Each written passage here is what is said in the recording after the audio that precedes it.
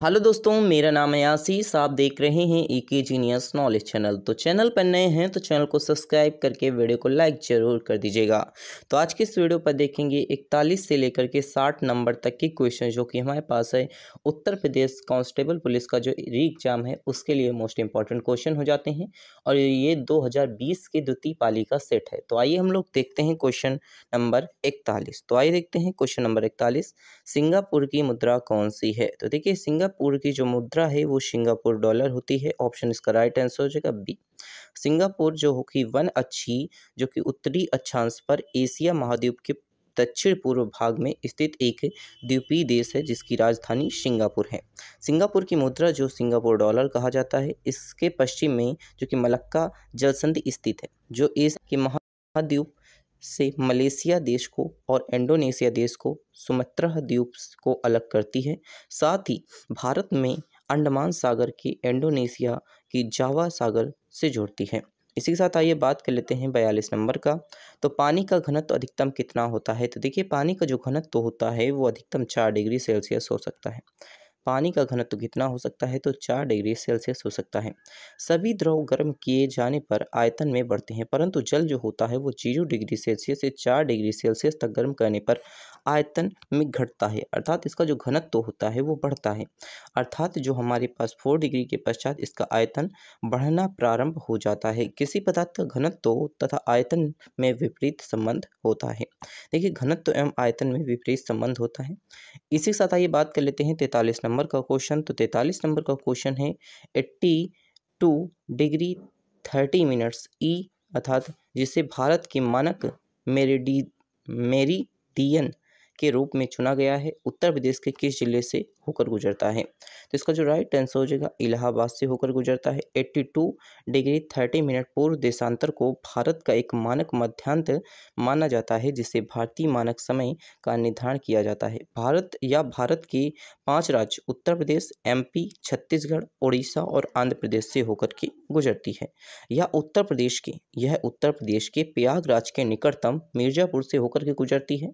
भारत की जो कि हमारे पास है देशांतरी विस्तार 68 डिग्री 7 मिनट पूर्व से 97 डिग्री 25 मिनट पूर्व तक है, जिसे हम माध्यांतर रेखा 68 डिग्री प्लस 97/2 करते हैं तो 82 डिग्री 30 मिनट होता है। यह रेखा जो कि हमारे पास है ग्रीनविच समय अर्थात +5:30 को आगे होती है। इसी के साथ हम आइए बात कर लेते हैं यहाँ पर 44 नंबर का क्वेश्चन। तो 44 नंबर का क्वेश्चन हमारे पास है जो कि भारत में स्वतंत्रता के बाद कितनी बार नोटबंदी हुई है? तो भारत में स्वतंत्रता के बाद कितनी बार नोटबंदी हुई है? तो 3 बार हो चुकी है, अब 3 बार हो चुकी है। भारत में स्वतंत्रता के बाद कितने बार जो कि नोटबंदी हो चुकी है? तो 2 बार हो चुकी है। ऑप्शन इसका राइट आंसर हो जाएगा, ऑप्शन इसका राइट आंसर हो जाएगा 2, सॉरी यहाँ पर 3 नहीं होगा, ऑप्शन इसका राइट आंसर हो जाएगा बी। इसी के साथ हम ये बात करते हैं तो यहाँ पर कब कब हुई है तो देखते हैं। भारत सरकार पुरानी मुद्रा की अविधिग्रहण कर देती है अर्थात कानूनी तौर पर बंद कर देती है और नई मुद्रा लाने की घोषणा करती है, तो इसे हम विमुद्रीकरण कहते हैं। अर्थात सरकारें जो होती हैं विमुद्रीकरण सरकार जो हमारे पास काला धन है, भ्रष्टाचार, नकली नोट और आतंकी गतिविधियों पर अंकुश लगाने के लिए करती है। भारत में प्रथम बार नोटबंदी जो हुई थी 1946 के 500 से 1000 तक के तथा 10,000 तक के नोटों को बंद करने की गई थी। वैधता यह विमुद्रीकरण स्वतंत्रता के पूर्व की गई थी, इसलिए इसे नहीं जोड़ते हैं और देखते हैं कि यहाँ पर कब कब की गई थी। तो अब 2 बार हुई है, स्वतंत्रता के बाद 2 बार हुई है। कब हुई है? तो 1978 में जो कि हमारे पास है मोरारजी देसाई ने भारतीय जनता जो पार्टी के सरकार द्वारा द्वितीय वर्ष जो कि हमारे पास 8 नवंबर 2016 को भारतीय जनता पार्टी की सरकार द्वारा 1000 व 500 के नोटों को बंद करने की घोषणा की गई थी, जिसमें विमुद्रीकरण क्या कहलाती है? विमुद्रीकरण कहलाती है कि किसी पुराने नोट को बंद करके नए नोटों को लाना ही मुद्रीकरण कहलाती है। और इससे जो होती हैं गतिविधियों पर थोड़ा सा अंकुश तो लगता है, लेकिन साथ ही बहुत सारी चीज़ों को सॉल्वमेंट होता है, जैसे भ्रष्टाचार, काला धन हो गया, ये सारी चीज़ें जो होती हैं ये कम होती हैं। तो इसका जो हमारे पास है 2 ऑप्शन है। प्रथम जनवरी जो हमारे पास है 1 जनवरी को जो कि 1968 को जो कि मोरारजी देसाई द्वारा जनता पार्टी के अध्यक्ष थे। और इसी के साथ 8 नवंबर 2016 को भारतीय जनता पार्टी द्वारा 1000 से 500 के नोटों को बंद करने की घोषणा की गई थी। इसी के साथ आइए बात कर लेते हैं 45 नंबर का क्वेश्चन। तो उत्तर प्रदेश सरकार ने 2020-2021 में निम्नलिखित में से किस क्षेत्र में वस्तु व सेवा कर के रूप में राज्य वस्तु एवं सेवा कर को छोड़कर सबसे अधिक राजस्व प्राप्त करने की उम्मीद है? तो इसका जो राइट आंसर हो जाएगा, राज्य उत्पाद शुल्क को जो कि हमारे पास है प्राप्त करने की उम्मीद है। किसको? उत्तर प्रदेश सरकार को। तो आइए हम बात कर लेते हैं, यहाँ पर हमारे पास है प्रश्नकाल।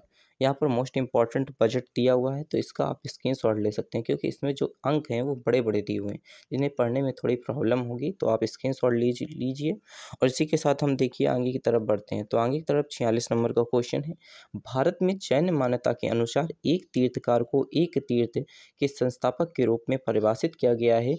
तो 24वें तीर्थकार में से पहले कौन है? तो महावीर हैं, इसी के साथ पार्श्वनाथ हैं। और इसी के साथ आइए हम देखते हैं, यहाँ पर दो ऑप्शन ऊपर दिए हुए हैं, तो आइए देखते हैं। तो यहाँ पर हमारे पास है ऋषभनाथ और हमारे पास अभिनंदना है। तो इसका जो राइट आंसर हो जाएगा 24वें, जो कि हमारे पास है ऋषभनाथ है। इसी के साथ जैन धर्म की उत्पत्ति जो होती है जिन से हुई है, जिसका अर्थ होता है विजेता, अर्थात उनका यह मानना था कि उनके धर्म के लोगों का समावेश है जो अपनी इच्छाओं को नियंत्रित या उस पर विजय पाने में सफल रहे हैं। जैन धर्म के महावीर से पहले जो कि 23 तीर्थकार या ज्ञानी पुरुष जो कि हमारे पास हुए हैं, जिसमें से पहले जो कि मेरे पास है ऋषभ देव एवं 24वें महावीर अर्थात वर्धमान हैं। तो इसी के साथ हम आइए बात कर लेते हैं यहाँ पर अगला क्वेश्चन। तो अगला क्वेश्चन हमारे पास है 47 नंबर का क्वेश्चन। 47 नंबर का क्वेश्चन हमारे पास है, पुलिस अनुसंधान एवं विकास ब्यूरो को जो कि हमारे पास है तत्वासन में निम्नलिखित में से कौन सी संस्थान स्थापित की गई है? तो कौन सी संस्थान की गई है? तो केंद्रीय पुलिस प्रशिक्षण एकेडमी जो कि हमारे पास है स्थापित की गई है पुलिस अनुसंधान एवं विकास ब्यूरो द्वारा। तो आइए हम बात कर लेते हैं यह कब की गई है। तो आइए देखते हैं, 2009 में सरकार ने पुलिस अनुसंधान एवं विकास ब्यूरो के जो कि हमारे पास तत्वावधान के केंद्रीय पुलिस प्रशिक्षण एकेडमी का भोपाल में स्थापना की मंजूरी प्रदान की। इसकी स्थापना का जो मुख्य उद्देश्य था वो सीधी भर्ती के द्वारा नियुक्त एवं राज्यों एवं केंद्र शासित प्रदेशों में सहायक पुलिस आयुक्त एवं उप पुलिस अधीक्षक अर्थात टीएसपी का प्रशिक्षण प्रदान करना था। तो आइए हम बात कर लेते हैं 48 नंबर का क्वेश्चन। तो 48 नंबर का क्वेश्चन मोस्ट इंपॉर्टेंट क्वेश्चन है, इस पर आप स्टार लगा लीजिए। निम्नलिखित में से कौन सी वेबसाइट 3 आयामी तरीके से किसी विशिष्ट जगह में व्यू और रिव्यू करने में मदद करती है? तो इसका जो राइट आंसर हो जाएगा गूगल, जो कि अर्थ करती है। इसी के साथ आइए गूगल अर्थ के बारे में मोस्ट इंपॉर्टेंट बातें देख लेते हैं। तो गूगल अर्थ जो कि हमारे पास है, गूगल अर्थ एक ऐसी वेबसाइट है जो कि 3 आयामी अर्थात 3D तरीके से किसी विशिष्ट जगह का व्यू और रिव्यू करने में मदद करती है। इसे प्रारंभ में जो कि हमारे पास है, प्रारंभ में अर्थ व्यूअर नाम दिया गया और जिसे हम की होल नामक गूगल द्वारा अभिग्रहित कंपनी के द्वारा तैयार किया गया था। तो आइए हम बात कर लेते हैं इसी के साथ 49 नंबर का क्वेश्चन। तो 48 के बाद देखिए हम बात करते हैं 49 नंबर का क्वेश्चन। तो एम्पियर का एसआई मात्रक क्या होता है? देखिए एम्पियर का जो एसआई मात्रक होता है वो होता है हमारा जो कि हमारे पास है विद्युत प्रवाह का, जो कि हमारे पास एम्पियर जो होता है वो एसआई मात्रक होता है। विद्युत धारा को एकांक समय में किसी विशेष क्षेत्र से प्रवाहित करके जो कि हमारे पास आवेश के परिणाम द्वारा व्यक्त किया जाता है। दूसरे शब्दों में विद्युत आवेश के प्रवाह की दर को विद्युत धारा कहते हैं। विद्युत धारा का एसआई मात्रक एम्पियर होता है।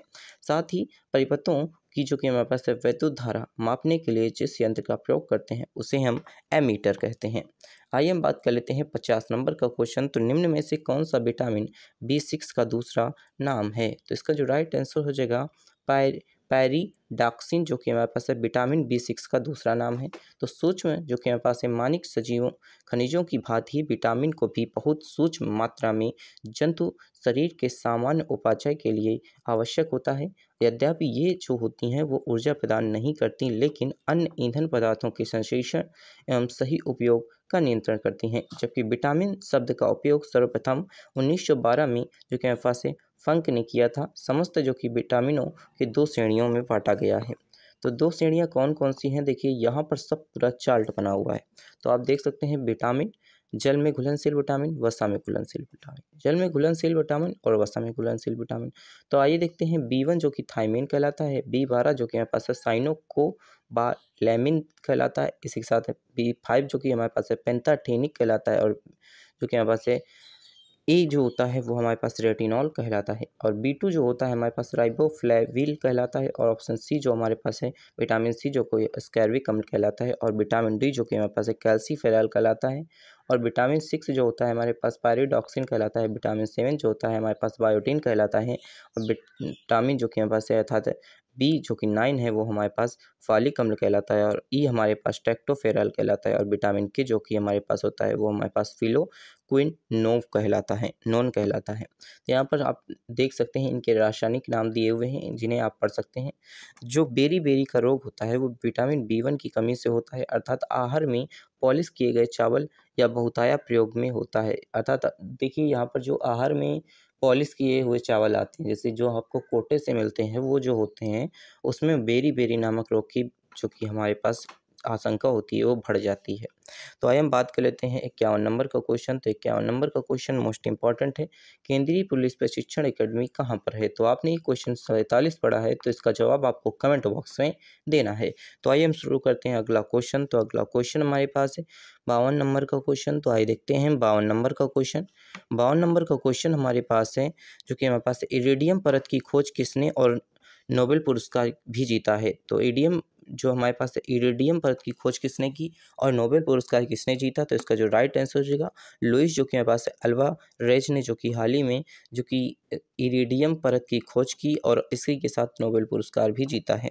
तो आइए देखते हैं इसका जो हमारे पास रासायनिक तत्व क्या है, इसका प्रतीक क्या होता है। तो नोबेल पुरस्कार विजेता लुइस जो कि हमारे पास है अल्वारेज ने जो कि हमारे पास निर्देशिक एक टीम ने एक जो कि चिकनी मिट्टी की परत की खोज की जिससे हम इरिडियम की सांद्रता से भरपूर थी। इरिडियम का जो रासायनिक तत्व है जिसका प्रतीक IR होता है तथा इसका परमाणु क्रमांक 70 होता है। एक्सरे जो कि हमारे पास है क्रिस्टोग्राफी के प्रयोग अर्थात हमारे पास एक्सरे क्रिस्टोग्राफी एक्सपेरिमेंट के अनुसार इरिडियम द्वितीय सबसे सघन धातु होती है। इसी के साथ आइए बात कर लेते हैं यहाँ पर हम 53 नंबर का क्वेश्चन। तो ये मार्च 2020 में उत्तर प्रदेश सरकार द्वारा जारी आंकड़े के अनुसार उत्तर प्रदेश में निम्नलिखित में से किस जिले में राज्य की GDP का न्यूनतम योगदान दिया है? तो इसका जो राइट आंसर हो जाएगा जो कि हमारे पास है सर्वस्तिति जो कि हमारे पास है सर्वस्तिति जो कि जिले ने जो कि हमारे पास है GDP में न्यूनतम योगदान दिया है। तो आइए हम बात कर लेते हैं ये कहाँ पर पड़ता है। तो प्रश्नकाल में जो कि हमारे पास है प्रश्नकाल तथा मार्च 2022 के उत्तर प्रदेश सरकार द्वारा जारी जो कि हमारे पास है आंकड़े के अनुसार स्थिर एवं प्रचलित कीमतों पर उत्तर प्रदेश के सावस्त्री जिले में राज्य की GDP का न्यूनतम योगदान दिया है। इसी के साथ आइए बात कर लेते हैं यहाँ पर हम 54 नंबर का क्वेश्चन। तो उस देश का नाम बताइए जिसके साथ भारत सरकार ने जो कि हमारे पास है नवंबर 2019 में न्यायिक एवं अन्य कानूनी क्षेत्रों में सहयोग करने के लिए समझौता ज्ञापन पर हस्ताक्षर किए। तो इसका जो राइट आंसर हो जाएगा मालदीव के साथ हस्ताक्षर किए। अब आइए बात कर लेते हैं यहाँ पर हम भारत ने नवंबर 2019 में न्यायिक एवं अन्य कानूनी क्षेत्रों में सहयोग करने के लिए मालदीव के साथ समझौते पर हस्ताक्षर किए थे। इसके साथ आइए बात कर लेते हैं 55 नंबर का क्वेश्चन। तो निम्नलिखित में से कौन सी पुस्तकें अलेक्जेंडर ड्यूमा द्वारा लिखी गई हैं? तो इसका जो राइट आंसर हो जाएगा द थ्री जो कि हमारे पास है मास्को डियर्स जो कि हमारे पास है इसकी जो पुस्तक है अलेक्जेंडर ड्यूमा द्वारा लिखी गई है। तो इसी के साथ हम आइए बात कर लेते हैं इनके द्वारा कौन कौन सी पुस्तकें लिखी गई हैं, कौन कौन सी किसके द्वारा पुस्तकें लिखी गई हैं। तो यहाँ पर मोस्ट इंपॉर्टेंट पुस्तकें दी हुई हैं। तो यह इंपॉर्टेंट क्वेश्चन है, इस पर भी आप स्टार लगा लीजिए। तो यहाँ पर हमारे पास है यहाँ पर तो ये तो हो ही गया है कि यह पुस्तक किसके द्वारा लिखा गया है, अलेक्जेंडर ड्यूमा के द्वारा। इसी के साथ द जो कि हमारे पास है एडवेंचर्स ऑफ टॉम सायर जो कि हमारे पास है मार्क ट्वेल द्वारा। इसी के साथ द डिक्लाइन इन जो कि हमारे पास and fall of Roman empires जो कि हमारे पास है एडवर्ड जो कि हमारे पास है गिब्बन द्वारा। इसी के साथ the Old Man and the Sea जो कि हमारे पास है एनवर्स्ट हेमिंगवे द्वारा जो कि लिखी गई है। इसी के साथ आइए बात कर लेते हैं 56 नंबर का क्वेश्चन। तो 56 नंबर का क्वेश्चन हमारे पास है हाल ही में कौन सा दिन केंद्रीय जो कि रिजर्व पुलिस बल जो कि हमारे पास है CRPF की स्थापना दिवस के रूप में मनाया जाता है? तो इसका जो राइट आंसर हो जाएगा 27 जुलाई को मनाया जाता है। तो आइए बात कर लेते हैं इसकी स्थापना कब हुई, क्यों हुई। तो अंतरिक्ष सुरक्षा के लिए केंद्रीय रिजर्व पुलिस बल अर्थात CRPF भारत संघ के प्रमुख केंद्रीय पुलिस बल है जिसे 27 जुलाई 1939 में क्राउन जो के पास है रिप्रोचेटिव पुलिस के रूप में गठित की गई। आज़ादी के बाद 28 दिसंबर 1949 को संसद में एक अधिनियम द्वारा यह बल का नाम केंद्रीय रिजर्व पुलिस बल दिया गया। यह जो कि हमारे पास है भारत में हॉट स्प्रिंग लद्दाख पर पहली बार 21 अक्टूबर 1959 को चीनी हमले में सीआरपीएफ ने नाकाम किया। सीआरपीएफ के एक छोटे से गश्ती दल पर चीन द्वारा घात लगाकर हमला किया गया, जिसमें बल के 10 जवानों ने देश के लिए जो कि सर्वोच्च बलिदान दिया। इसी के साथ हमारे पास है उनकी शहादत की याद में देश भर में हर साल जो कि 21 अक्टूबर को पुलिस स्मृति दिवस के रूप में मनाया जाता है। इसी के साथ आइए बात कर लेते हैं 57 नंबर का क्वेश्चन। तो 57 नंबर का क्वेश्चन मोस्ट इंपॉर्टेंट क्वेश्चन है, इस पर भी आप स्टार लगा लीजिए। 2018-2019 की अवधि के दौरान राष्ट्रीय मानवाधिकार आयोग के अध्यक्ष निम्नलिखित में से कौन रहे? तो इसका जो राइट आंसर हो जाएगा एच, जो कि हमारे पास है एल दत्तू रहे। तो प्रश्नकाल में श्री एच.एल. दत्तू जो कि राष्ट्रीय मानवाधिकार आयोग के अध्यक्ष थे, जिनका कार्यकाल 29 फरवरी जो कि 2016 से 2 दिसंबर 2020 तक था। वर्तमान में राष्ट्रीय मानवाधिकार आयोग के अध्यक्ष जो कि हमारे पास है जस्टिस अरुण कुमार मिश्रा हैं। इसी के साथ आइए बात कर लेते हैं। तो यहाँ पर हमारे पास है राष्ट्रीय जो कि मानवाधिकार आयोग के पहले अध्यक्ष न्यायमूर्ति श्री रंगनाथ मिश्रा जी थे। इसी के साथ इस आयोग की स्थापना 12 अक्टूबर 1993 को की गई थी। इसी के साथ आइए बात कर लेते हैं हम अगला क्वेश्चन। तो अगला क्वेश्चन हमारे पास है 58 नंबर का क्वेश्चन। भारत में थार रेगिस्तान में स्थित जो कि कच्छ के रण भारत के निम्नलिखित में से किस राज्य में व्यवस्थित है? तो इसका राइट आंसर हो जाएगा ऑप्शन ए, गुजरात राज्य में है। भारत के थार रेगिस्तान में स्थित जो कि कच्छ का रण भारत के गुजरात राज्य में स्थित है। अरावली श्रेणी के नाग पर्वत से निकल करके तो 320 किलोमीटर प्रवाहित होने के बाद लूनी नदी कच्छ रण के जो कि दलदल में विलुप्त हो जाती है। इसी के साथ वर्ष 2008 में कच्छ के रण को भारत में जो कि जैवमंडलीय आरक्षित क्षेत्र में घोषित किया गया।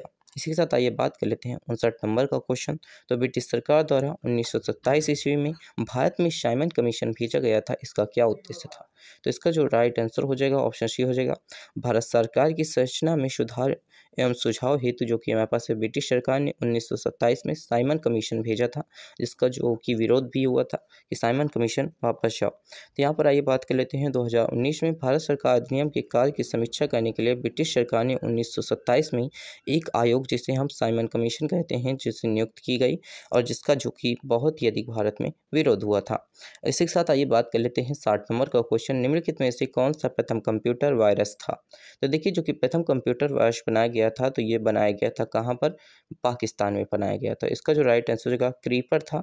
और कंप्यूटर वायरस एक छोटा सा सॉफ्टवेयर प्रोग्राम होता है जिसको कंप्यूटर की कार्यविधि या डाटा को हानि पहुंचाने के लिए बनाया जाता है। तो आइए देखते हैं यहाँ पर कब बनाया गया। तो इसका जो राइट आंसर है बॉब थॉमस ने जो कि हमारे पास है वर्ष 1971 में पहले कंप्यूटर वायरस कीपर को बनाया था। किसने? बॉब्स थॉमस ने, जो कि पाकिस्तान के रहने वाले हैं। उन्होंने 1971 में पहले कंप्यूटर वायरस कीपर को बनाया था। तो इसका जो राइट आंसर हो जाएगा ऑप्शन डी हो जाएगा। इसी के साथ अगर आप चैनल पर नए हैं तो चैनल को सब्सक्राइब करके वीडियो को लाइक जरूर कर दीजिएगा और साथ ही टेलीग्राम पर आपको इसकी पीडीएफ की लिंक मिल जाएगी। जैसे ही ये पीडीएफ समाप्त होती है आपको टेलीग्राम पर इसकी लिंक हम दे देंगे। Thanks for watching this video।